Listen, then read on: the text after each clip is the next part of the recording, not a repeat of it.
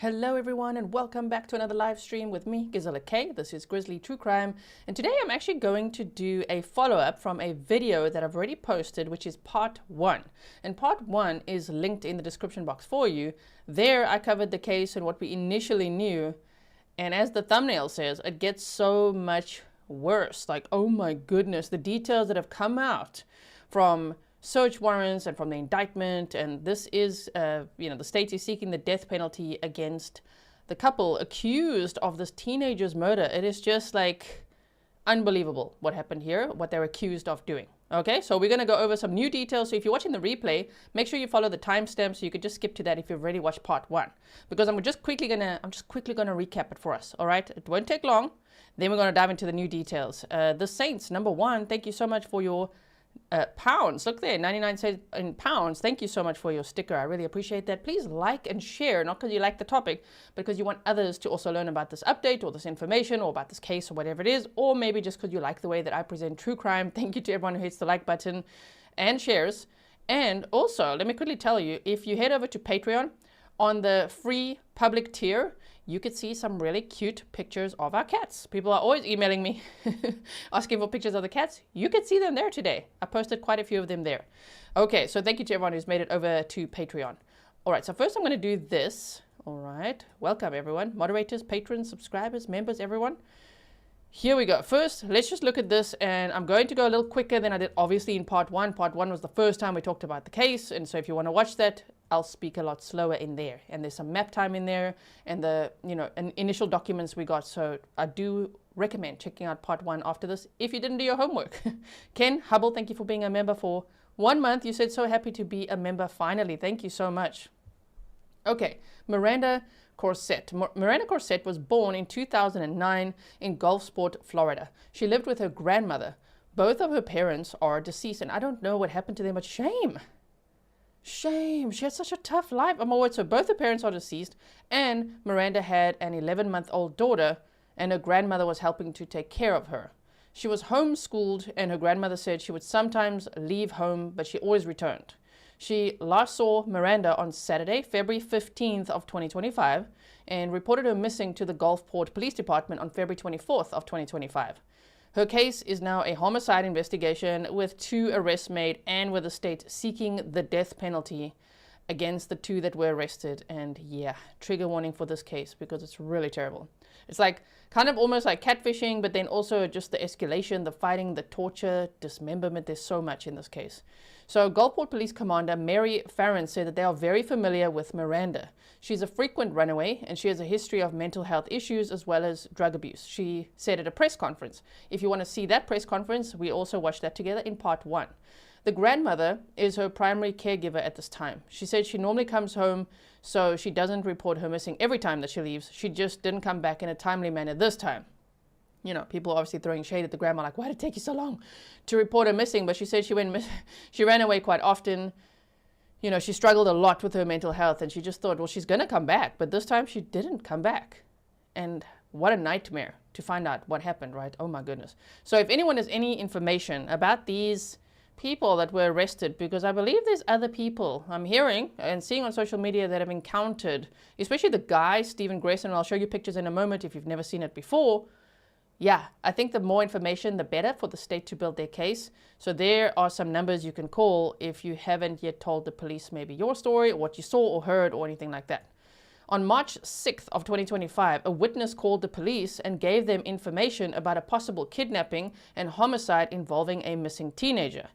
There they are. Stephen Gress, 35, saying it in the American accent, had lured Miranda to his home for Valentine's Day on February 14th of 2025 via a dating app to celebrate Valentine's Day together. Once he had connected with her on social media, they agreed for him to pick her up, where they spent the day together, and then he dropped her off back home. Now, please don't victim blame. I saw people do that in part 1 in the comments. I'm like, why? It's not the victim's fault. She was 16 years old. This guy would then be an alleged predator. You know what I mean? Like, why are you fishing for teenagers on dating apps? Now, some people say, why was she on a dating app? I don't know. She struggled with her mental health. She had lots of apps and social media, and we've seen lots of cases like this. Oh my word, is Joe Jack alone? in our chat. This is amazing. Hello, Joe Jack Alone. It's so nice to see you in the chat again. Thank you so much for being here with us. If you guys haven't checked out True Crime with the Sarge or seen the episodes where he's a guest with us, and I hope he'll be a guest with us again soon, go and check out his channel. I'll be sure to link it in the description box afterwards, and go and do his quizzes. The other day, I actually got a badge. I don't know if you guys have seen these badges you get on YouTube now. And it said that I'm like a quiz master because I've done like 50 quizzes or something. And I'm telling you, I think all of them are on Joe's channel. So if you like quizzes, go do them over there. Thank you, Joe, for being here. All right, so this case, by the way, everyone, takes place in Florida. And the state seeking the death penalty, as I say. So this is not by any means normal, but it starts off as, okay, this 16-year-old is connecting with this man. I don't know how old she thought he was, or he lies and says he thought she was. I don't know what he said to the police, 21 or something. We'll see now. But anyway, she goes over there for Valentine's Day. They hang out. He drops her off back home. Oh, okay. And then, once he had connected with her on social media, yes, we went over that. The next day, Miranda actually went back to his home on her own. Witnesses apparently saw Miranda at the house with Stephen and his partner, Michelle Brandes, and later saw her body being placed in the car. Oh my word. I actually have a video clip of that. Where is, I just want to see quickly. Yeah, let me quickly show you. I want to show you this, which the source, by the way, is Nancy Grace. There was a private investigator who actually managed to get this from neighbors in the area. Let me show you like this. This is apparently Stephen Gress carrying something believed to be, because the date would match, that's the 24th of Feb of 2025, carrying Miranda Corsette's body and putting it in the trunk of his vehicle. Now, when I see this, just look at this. And it's in pretty much, well, it's early morning hours. Doesn't this just make you think? I know so many cases make us think of Stefan Stone's and, you know, Madeline Soto's case, but that also took place in Florida. And he also carried her body out and put her in a vehicle. Right? Madeline Soto's case. I hope you know about it. If you don't, there's a playlist for you. Now, when I saw this, I'm like, oh my word, this guy's literally carrying, allegedly. We don't have concrete evidence that that's what he's doing, but based on the timeline, it actually matches that that's probably the most likely thing that he's doing. And just so you know, him and his girlfriend, Michelle, are accused of not only torturing this poor teenager for days, but also murdering her, dismembering her. They first put her in this vehicle, according to the probable cause affidavit, then drove to his girlfriend's mother's house where they dismembered her body, then drove to another location, I'll show you on the map as well to remind you if you didn't see part 1, to put those remains in a dumpster, and then the police now believe that all of that has been incinerated from the dumpster. Everything that was in the dumpster, I don't want to say trash, that sounds horrible, because yeah, he put her in the trash, but all incinerated, no evidence left of her. How scary is that? I mean, you know what I mean by physical, like they're not finding her body. Oh my word. So look at this video. It's 53 seconds long. The credit goes to Nancy Grace and the private investigator that they had on. I just wanted to grab this for you so that you guys could see it, because oh my goodness. And then we're going to carry on with the presentation, and then we're going to deep dive some more details, okay?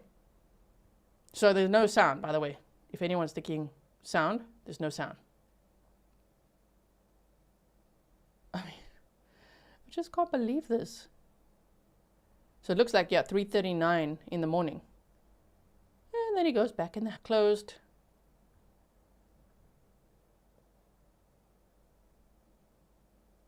And so casual. What? Okay, so let's go back to our presentation here quickly. We were on this page here. Okay. So back to this. They said witnesses apparently saw Miranda at the house with Stephen and his partner, Michelle Brandes, and later saw her body being placed in the car. So that makes sense now, because there's neighbors with ring cams, and they were already very worried about this guy, who's got quite a criminal record as well. Police say Miranda was at Stephen's home from Saturday, February 15th until the 20th, when a dispute happened and Miranda was beaten. On February 20th, Steve and his partner Michelle accused Miranda of stealing a ring and allegedly held her against her will and beat and tortured her. They believe she was killed between February 20th and the 24th of 2025, which is why then the ring cam makes sense. So what happened to Miranda? We're going to go into more detail with this. This is then, I guess, a warm-up for what we're going to hear today. Police say that between February 20th and 24th, Miranda was beaten and tortured because Steve believed that she had stolen a piece of jewelry and they could not find it. According to an arrest affidavit, Steve and Michelle held the victim against her will for more than 7 days and tortured her by repeatedly beating the victim and eventually stuffing a billiard ball into her mouth and wrapping her face with plastic wrap, causing her to suffocate. Oh my goodness. And just falsely accusing her of stealing a ring. So it is alleged that Steve and his partner, Michelle Brandeis, placed Miranda's body in a car and drove to a house on Mallory Drive in Largo, Florida, which is Michelle's mother's home. That's so weird, right? Detectives said there was evidence at the Largo home that the victim had been dismembered. Oh, wow. They then drove to a dumpster in Hillsborough County, 14th Avenue in Southeast Ruskin. That's public record. Detectives have located the dumpster and are working to find Miranda's remains. The update says they believe that was all incinerated. On March 5th of 2025, Stephen Gress was arrested for pointing an air-powered harpoon gun at his partner and for drug possession. He's now been charged with kidnapping and first-degree murder of Miranda Corsette. Pinellas County Jail on no bond. Police were looking for Michelle Brandeis, but on Saturday, March 8th of 2025, she actually turned herself in, and she's been charged with first-degree murder of Miranda as well.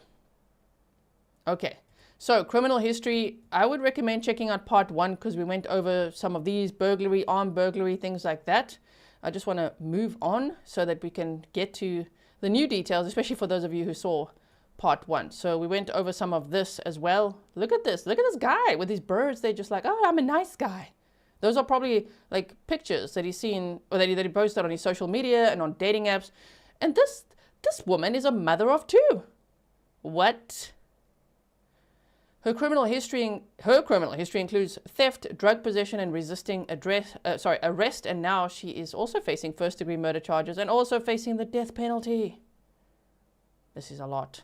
So the police chief Holloway said this is a horrific crime. We are still investigating it and we want to make sure we bring justice for Miranda. We will look at every piece of evidence that we can find. I want to say we want to hold all responsible parties accountable. And from today, what we're going to go over, which is this update here.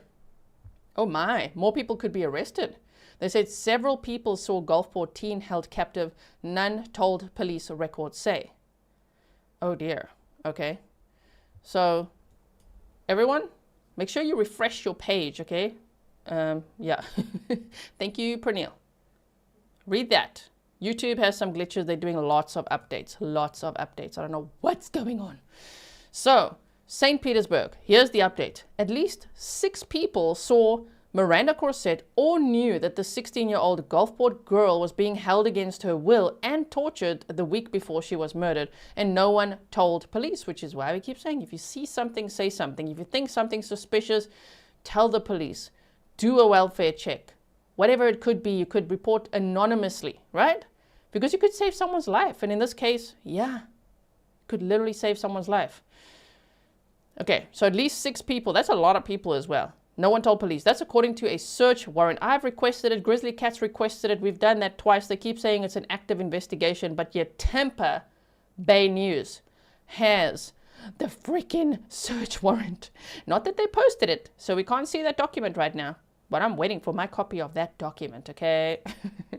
So, that's according to a search warrant affidavit recently filed in Pinellas County Court, which reveals new details in the investigation that so far has yielded criminal charges against 2 people. Stephen Gress, 35, and Michelle Brandeis, 37, were indicted last week on first-degree murder charges. Prosecutors said they plan to seek the death penalty. Miranda's body has not been found. Police have said they believe that her remains were likely destroyed in a Hillsborough County incinerator after they were placed in a Ruskin trash bin. While the purpose of the affidavit, authored by a St. Petersburg police detective, is to get a judge's permission to search Stephen Gress's mother's phone. Oh, wow. Its 25 pages paint the most detailed portrait yet of a horrifying murder case.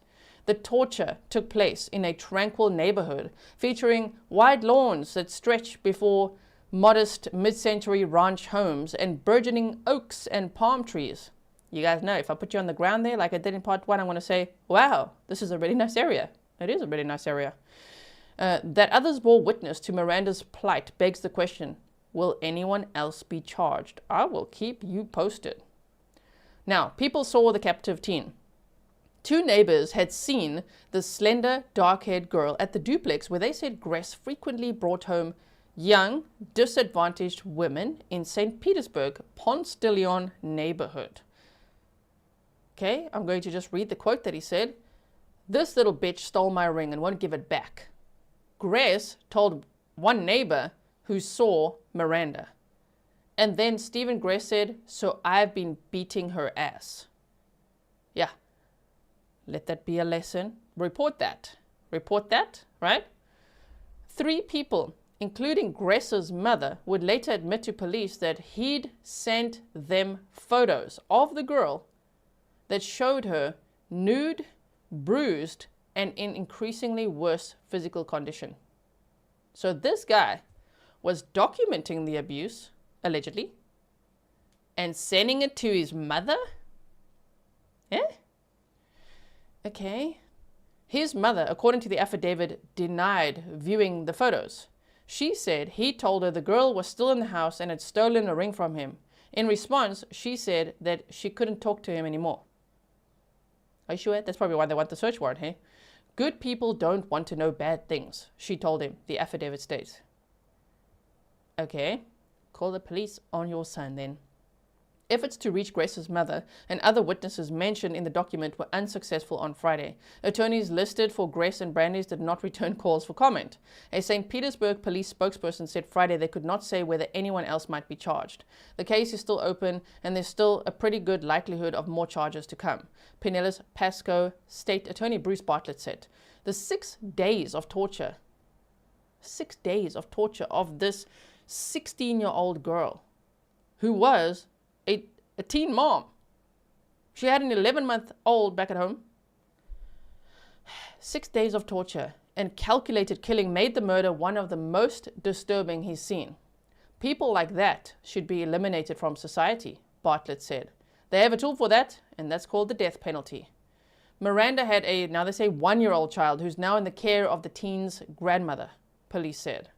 The investigation began after police learned from a man who knew Brandeis, that's Michelle, the partner of Stephen, that she'd allegedly confessed to having taken part in a murder, according to the affidavit.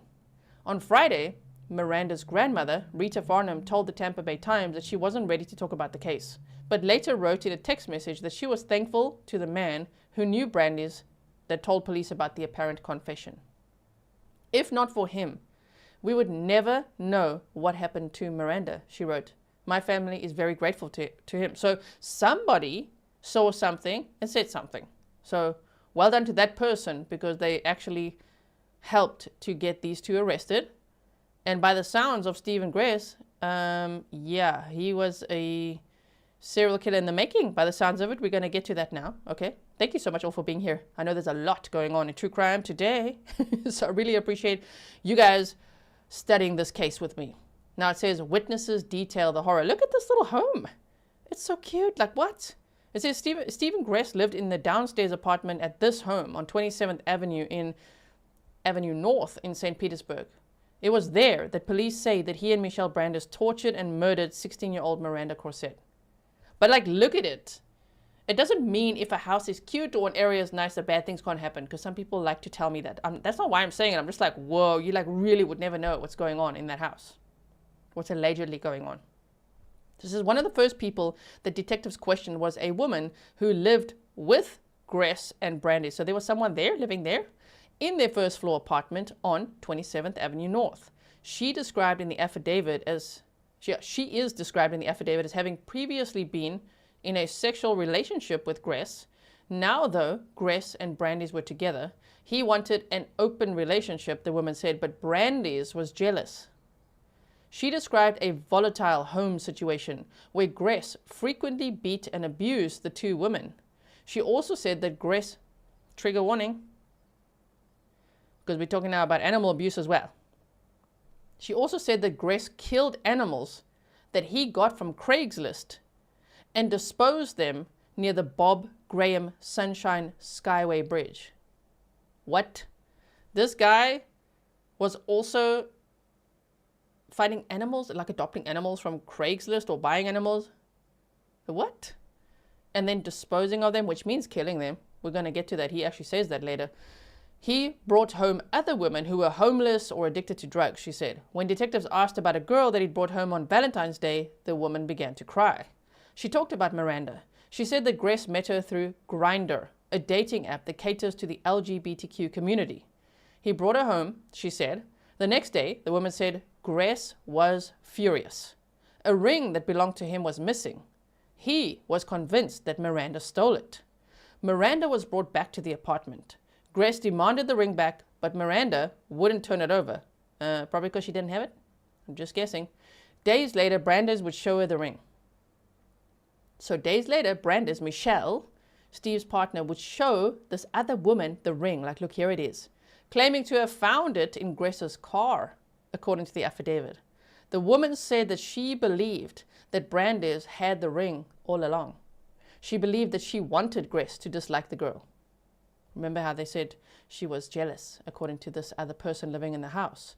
The woman described a week of beatings and torture inflicted by Gress and Brandes. No wonder they're both charged with first-degree murder, and no wonder both of them are facing the death penalty, because it sounds like by the accusations, and they are innocent until proven guilty, it sounds like they both participated in this horrific torture of a teenager for days, for almost a week. So it says here, the woman described a week of beatings and torture inflicted by Gress and Brandes. It ended Sunday night, February 23rd of this year. The woman said that Brandes wrapped the girl's head in plastic. Stephen Gress told her not to cover her nose, but Michelle Brandes did, the woman said. Miranda suffocated. After she died, Gress carried her in a purple blanket to the trunk of his Honda Civic. See why we say that that clip is probably, because that was the very next early morning hours on the 24th. So what we just saw earlier, yeah, that's probably him carrying her and putting her in the trunk of the car. The three of them later drove to Brandes' mother's house on Mallory Drive in Largo. Late the next morning, Gress and Brandes went outside to a semi-private pathway along the side of the house. They removed the body from the trunk and used a chainsaw to dismember it before disposing her body in white trash bags, the woman told police. As the pair worked outside, the woman said she stayed in the house with Brandes' mother, another woman who lived there, and a home health aide. This case is crazy. Like these people that knew about this horrible abuse, torture, the beating, the plastic wrap, and then she dies, and then they carry her body out to the vehicle, and they drive to the mother's house, and then they dismembered the body outside. What? In a semi-private driveway? Like, what is going on here? Oh my word. So as the pair worked outside, the woman said she stayed in the house with Brandes, that's Michelle's mother, another woman who lived there, and a home health aide. Okay. Wow. It was Brandes' birthday. Now it gets so much worse. Okay, it was Michelle Brandes' birthday, the woman said. And you know what they did after, allegedly, this is now all alleged, okay, accusations. They allegedly dismembered this teenager's body, okay? And then what did they do? They went to go and celebrate Michelle's birthday. They went to eat fried chicken at Popeyes and play putt-putt golf at Congo River in Clearwater. I don't know. Huh? Can you imagine any member of the public being there at the Popeyes that day and thinking, those people, they're a little strange, or thinking nothing, I don't know, or like, oh, we saw them, they're playing putt-putt. Imagine then thinking back what they did, what they're accused of doing just earlier that day. This is so terrifying. I mean, after that, they drove around the Tampa Bay area looking for a place to dispose of the body. Okay, so they drive to Michelle's mother's house. They dismember a teenager's body. They put the body parts in white trash bags. They load that back in the vehicle. They go to Popeyes and they go to play putt-putt. And then afterwards, they're like, let's look for a place to actually dispose of this. Like, you went to eat at Popeyes and to play putt-putt with a teenager's dismembered body in the car? Like, I can't even. Oh my word. This case is wow. No wonder they say it's one of the worst they've heard of, right? So, okay, so they said they found a green dumpster near where Gress's grandparents lived. Oh, so there was a tie there, near where Steve's grandparents lived. These people are going all over town to family property. Like, what the hell? This is never supposed to happen. Detectives first spoke with Gress on March 6th at the Pinellas County Jail. He'd been booked there a day earlier after police said that he threatened Brandy's, that partner, right, with an air-powered harpoon gun when she tried to leave the apartment amid an argument. His arrest happened mere hours before 21. He said, oh yeah, okay, as if. They all say that. Well, she told me she was 21. Bro. So yeah. Stefan says, that's unbelievable. One Love Revolutionary says, how do you dismember a body and then go eat? Like eat and play putt-putt. What? Yeah. This case is wild, right? It's absolutely crazy. And I've been keeping an eye on it because I'm like, wait. There's going to be more details, right? Like, what? I was shocked. I was already shocked in round 1. When we did part 1 and just those details were already terrible. This is like, oh my goodness. So it says here, you know, he wants to talk. Obviously, I've asked if I can have a copy of that police video interview, but not yet. They still said it's an active and ongoing investigation. They can't release it yet. So he told detectives he picked up Miranda at her grandmother's house in Gulfport. He was told she was 21, he said, according to the affidavit, but later learned she was 16. He became convinced that Miranda had stolen his ring. He said he brought her to his apartment and for the better part of a week lumped her up, according to the affidavit. Okay. It was a gift from a friend, he said, and it meant a lot to him. What? Like, you can read that at face value, and then when you start thinking about it more, I'm like, what does he even exactly mean? Lumped her up. It was a gift from a friend. But he was apparently the one connecting with her on Grindr. So what? Okay. Sorry, hold on. I have a bit of a cold. I'm just going to take a sip of water here.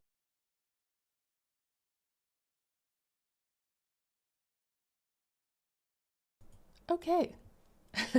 My voice is back. So, he said that Miranda just trembled. Like, he will actually tell police, yeah, she just trembled. He took that to mean, oh my word, what is wrong with this guy? He took that to mean that she was mocking him. So her trembling in fear,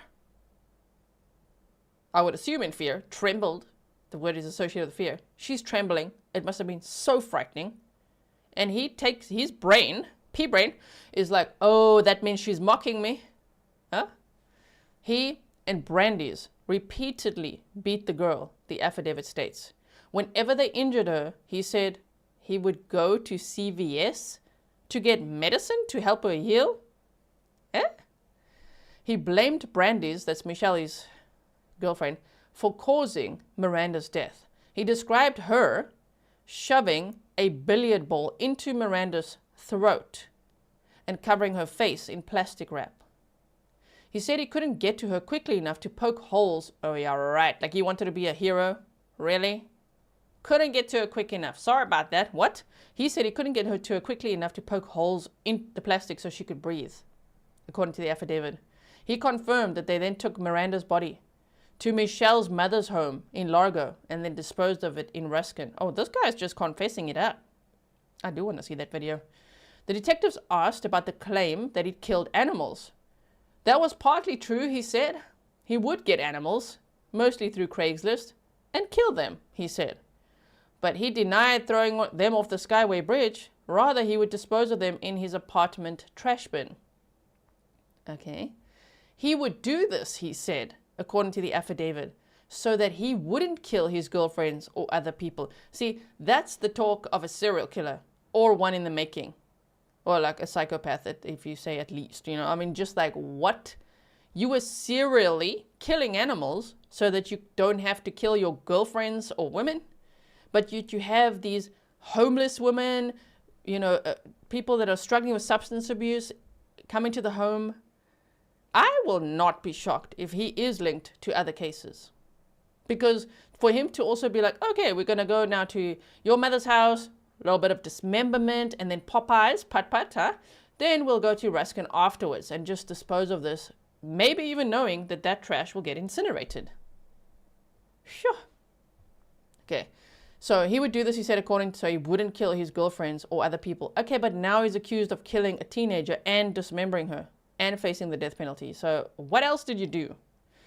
Brandeis turned herself into police on March 8th. While the affidavit states that Gress largely blamed Brandeis for the worst of the violence against Miranda, in her own interview with detectives, she depicted him as the main aggressor. So these two are already turning on each other.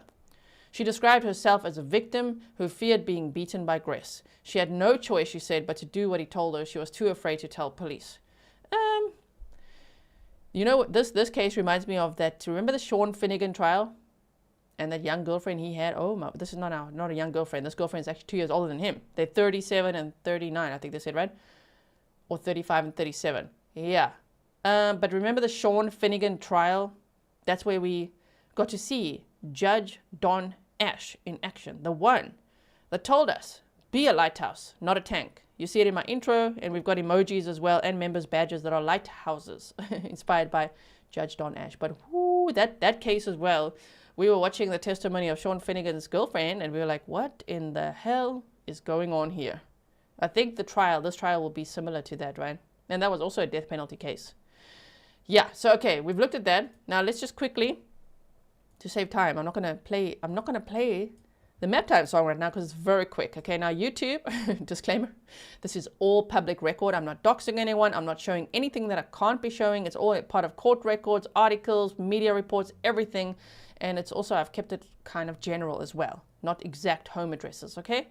So starting off here at the 2700 block of 27th Avenue, and this was in St. Petersburg, Florida, is where the home was, where it is alleged that these two kept Miranda for a week and tortured her and sent pictures of her nude, bruised, beaten, tortured to his mother. What? I want to hear those jail calls. And then drove on March 24th to Michelle's mother's house, which is around this area on Mallory Drive in Largo, Florida. So I'm just showing you this so you can see kind of the distances roughly. It's an hour-and-a-half round trip. So drove to this Mallory Drive area with the teenager's body in the trunk of the car. Okay. And then dismembered her. And then later went to this Ruskin area over here. This Ruskin area.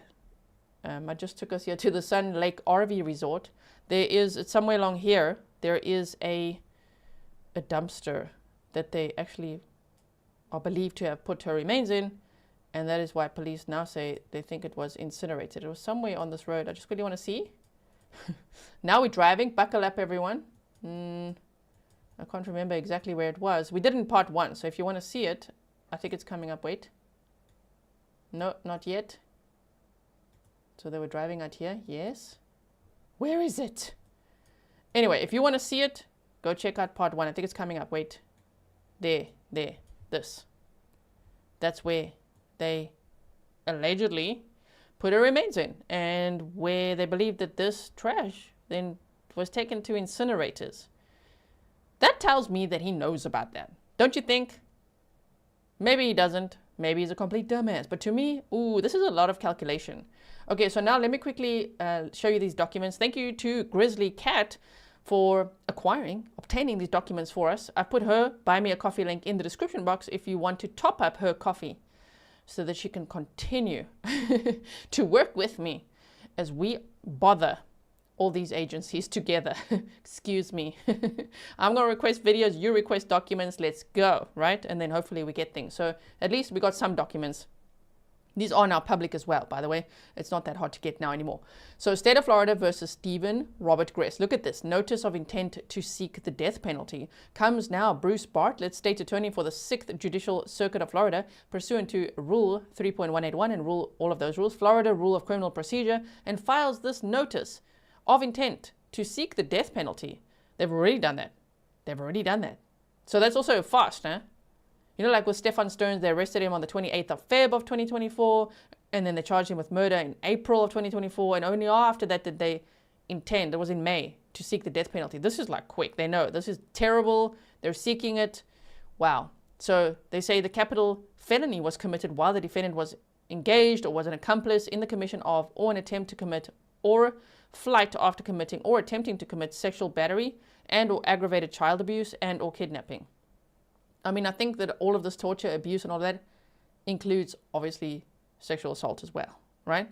Tori, thank you for telling everyone. I really appreciate that. You said part 1 is linked if you look in the description box. That is true. Part 1, your homework, if you didn't see it, is linked in the description box. Thanks, Tori. So the capital felony was especially heinous, atrocious, or cruel, and I think we can agree with that based on the allegations.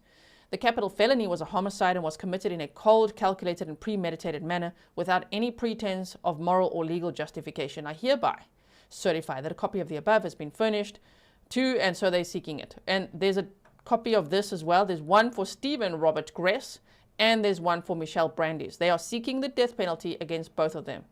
Will we see her take a plea deal to get the death penalty off the table to testify against him? I think so. We normally see cases go like that. It's not guaranteed, but we normally see it go like that. Like, would you be willing to testify against this guy? She probably will. Okay, so now here as well is the indictment. Okay, now look at this paragraph I've highlighted. It says, firstly, on or between the 14th day and the 25th day of February in the year of our Lord 2025 in the county state aforesaid, unlawfully and from a premeditated design to effect the death of Miranda Corsette did, without lawful authority, forcibly or by threat, confine, abduct, or imprison Miranda Corsette against the will of her with the intent to inflict bodily harm on her, or did willfully torture or terrorize Miranda Corsette, a child under the age of 18 years. You're 16 years old. Or did, by a criminal act or agency, a better description of which is to the grand jury unknown, inflict upon the said Miranda Corsette mortal wounds, of which said mortal wounds, and by means aforesaid, and as a direct result thereof, the said Miranda Corsette died, contrary to the chapter of Florida statutes and against the peace and dignity of the state of Florida.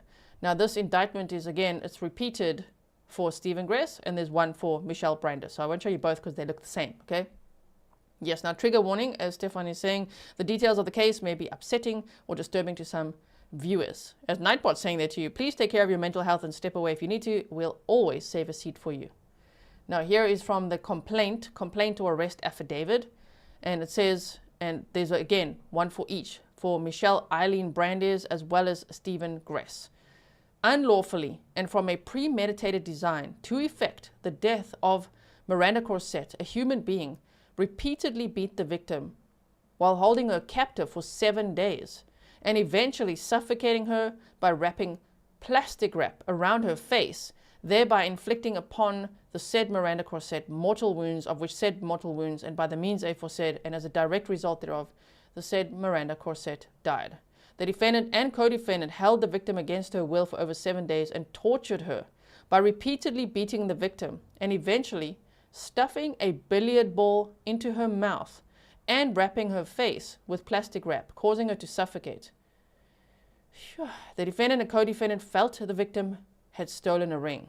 The defendant and co-defendant then dismembered the body of the victim and discarded the victim in a dumpster in Ruskin, Florida. So, that is what we know so far, everyone. And it's just, is it not just absolutely horrifying? I just want to show you this one clip one more time. This was released on Nancy Grace. It's the only source I've seen for it so far because Nancy Grace got a private investigator. I actually don't know who he's a private investigator for. You know, who's he investigating this case for? Is it someone in the neighborhood that was really worried that contacted him? Maybe. I didn't catch that. I'll have to go watch the episode again. My listening skills were not good, clearly. I'm like, wait. So anyway, a PI spoke to neighbors, and one of the neighbors said that they were so worried about what was happening in that house, and especially with Miranda and seeing the news and everything, they wanted to show this ring cam footage. And this is, the police have not given us this yet, okay, or anything like this. I'm sure they have things like this. They must have it from every neighbor. Imagine over the 7 days. Oh my word. Desda, thank you. So this is a clip of allegedly Stephen Gress on the 24th of February 2025, early morning hours. It says 3:38, okay? Speculatively and very plausibly carrying Miranda's body out of the house to put her body in the trunk. And again, I say, and I'm not trying to compare every case to Madeline Soto's, but so many of us have wondered, how in the hell did Stefan Stearns carry Madeline Soto out of the house and put her in the vehicle, right? Now here is an example of how. Oh damn, early morning hours, look at that, 3:38, and just covered in blankets. And that's how I always imagined that Stefan Stearns would have done that, and he did a whole lot of laundry afterwards, remember? Now in this case, this guy, that's what they think he's doing here. So have a look at this quickly. It's 58 seconds long. Look at him. Oh my goodness. That is so eerie. There's no sound on the video, in case you're wondering, okay? It's just me talking. But just the way, just his demeanor, the way that he walks, it's kind of casual. I mean, you got to look casual if you're doing something like that, I guess. You're probably like, be cool, be cool. I'm just putting some blankets in the trunk. Why? Wow. Rob says, I bet that he thought he was so damn smart. Yeah, I just worry about what else has he done in his life, right? If he is, how old is he? I think he's 35. What has he done in his life? What did he do his whole 20s and half his 30s? I mean, there's apparently people coming forward saying that he was, even one of the neighbors said he was so creepy, making so many sexual advances, you know? And if they say he had homeless women in and out of the house, out as well, in the house, but did they leave? Are they okay? Were they found? Are they missing people? Like, what's going to happen in this case, right? Jenny Lynn says, this is chilling. It really is, especially right here. Oh my goodness. It's just, wow. To think that he is plausibly carrying a 16-year-old's lifeless body and just, you know, just putting it in the trunk. To go where? To his girlfriend's mother's house? Huh. For dismemberment? And then a little bit of Popeye's chicken and putt-putt, huh? And then to the dumpster. That is just... This case absolutely blows my mind, really. Okay, so you've seen that. So if you missed it in the beginning as well, you will find it. We watched it in the beginning too. And again, if you're only coming to this live stream now, welcome everyone. I hope you'll check out part 1. Okay, it's linked in the description box for you. We quickly recapped it, so maybe you don't need to, but I would watch it. You know why? Because we watched a press conference together. We did the Maptime at a slower pace. I went over some other documents and things in that presentation. So go check out part 1 if you didn't see it yet. Okay, linked in the description box for you. Or if you're just looking on my channel, it's actually in the videos section. Most of you know me, you know, to do live streams, but I also make videos for you and YouTube shorts and community posts. So make sure you try to check out like all the types of content I make for you, because I'm always making something for you, right? Baby Kisses said, love Gisla's voice and reactions. Yeah, this one really has me so shocked. Oh my goodness. It is so dark. It's so freaking sinister. I understand, like, wow, Florida's like, that's it, immediately. We are seeking the death penalty against these two. And he's, as I say, like, he hasn't got like a severe criminal record. He's got some records, but what the heck else did he do? And her? What about her 2 kids? Where are they? Where were they? Shame. Anywho, I looked at her Facebook. They're quite young-ish. Wow. Okay. So thank you so much, everyone, for studying this case with me. I will, of course, keep you posted. They are being held on no bond. I don't actually know where Michelle Brandes is, but they were in the Pinellas County Jail. They're both there in that county. So I will keep you posted on what happens next in this case. There's a couple of clips, if you look on YouTube, of them in the courtroom, if you want to go check that out. But yeah, this was some of the biggest news right now in this case. If I ever obtain police video interviews, things like that, more documents, I will keep you posted. There's Grizzly Cat. Thank you, Grizzly Cat. Thank you so much for helping me to get some of those documents as well. And let's keep at it to try to get some of those police video interviews, because they sound horrifying. The Stephen Gress, oh wow. So I wish you all a wonderful evening ahead. Let's see the time. Still, we're starting a little bit earlier, huh? I'm quite enjoying it this week. So I will see you again very soon. Make sure you are subscribed, because YouTube's doing so many updates that it's causing all kinds of glitches and things, okay? Make sure you subscribe, because sometimes when there's updates, it will just unsubscribe you, maybe even daily. So make sure you subscribe, notifications on, and if you want reliable notifications, head over to Patreon. You'll get most of them, like 90% of the notifications on Patreon on the free tier. Okay, so just sign up for the free tier and you get things there. And then if you are a supporter over there, of course, there's lots of behind the scenes content, updates, little voice clips, you know, things like that. I take you on outings when I go on outings. So if you're interested in that, that's where it is. Thank you so much, everyone. I'll see you again very soon. Stay safe.